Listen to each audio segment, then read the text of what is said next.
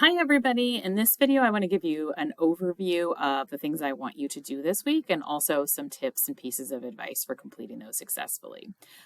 So the things that you're going to have do, you are going to be posting on the second part of the topic development brainstorm discussion board.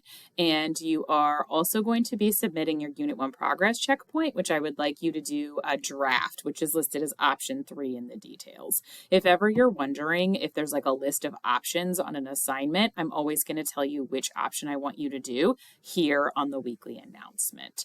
So those are the two things that are going to be the two major assignments for you to complete this week by the end of week 2 on Sunday. And in order to complete those, there's a couple tasks that I need you to complete as well. So the major first task you're going to need to do is find 2 sources on your topic to include in your exploratory essay. I do recommend that you try to find an academic peer-reviewed source on EBSCOhost and a background source on Credo. So those are my 2 recommendations as you are working towards creating the draft of the exploratory essay.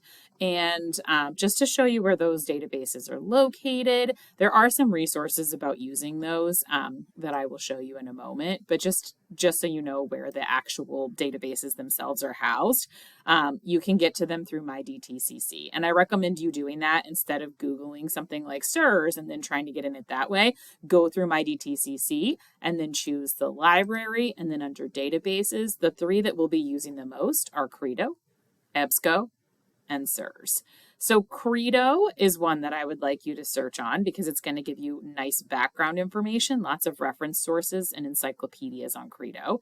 EBSCOhost is a great place to find a peer-reviewed academic article, and you can do that by, when you're in EBSCOhost, choosing the filters for peer-reviewed and also for full text. That'll make sure that you get the full text of an article. If you put those filters on and then do your search, you are likely to find a stronger full text of a peer-reviewed academic source, which is good for a research paper. And then the last database that we'll kind of rely on more moving forward, probably in the next unit, is the SIRS database. And I actually have SIRS pulled up already because SIRS is an excellent place for you to check out if you are trying to figure out how to get to a debatable question about your topic, which is one of the things that you'll need to do for your discussion post. So for the discussion board that you're going to be participating in, you're going to be coming up with 3 possible debatable topics that you could pick one and focus on for your research paper. And if you're trying to figure out like how to move from the topic to the debatable question, one thing you can do is come to the SIRS website and go to leading issues and check out and see if your topic is one of the leading issues listed here, because frequently SIRS will have debatable questions about those topics. So let's say you do want to talk about artificial intelligence. If you click on that, the first entry on this leading issue is going to have a debatable research question that you could just straight up use. And then it's also going to break down the question into the two different viewpoints, the 2 different sides on that debatable question with links to articles about them. So it's an interesting kind of unique way of maybe coming up with, if you have a general idea of a topic, it's a good way of potentially coming up with a question. Another option, if you're struggling to articulate how to turn your topic into a debatable question that you can eventually argue at the end of the semester, because remember, we're going to stick with the same topic the whole semester. You can try Googling what are some controversies surrounding topic X and put your own topic in there. You can do that and then switch to the news stories and see if any like current news stories come up that are kind of having a conversation about your topic that you're interested in. And another option is this would be an ethical use of ChatGPT or any other AI source to go and say like, what are some debatable questions about my topic of X? And ChatGPT could, give you a list and you could look at those and see if any of those you would like to pursue. So that would be an ethical use for topic brainstorming of using AI. So those are a couple pieces of advice specifically for that discussion board and generating questions for the discussion board.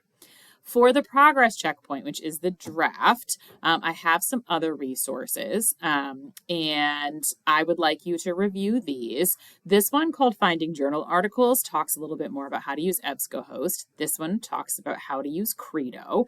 And this one down here talks about evaluating sources. So those are all going to be helpful to read and look through before you begin your research process and drafting your exploratory essay.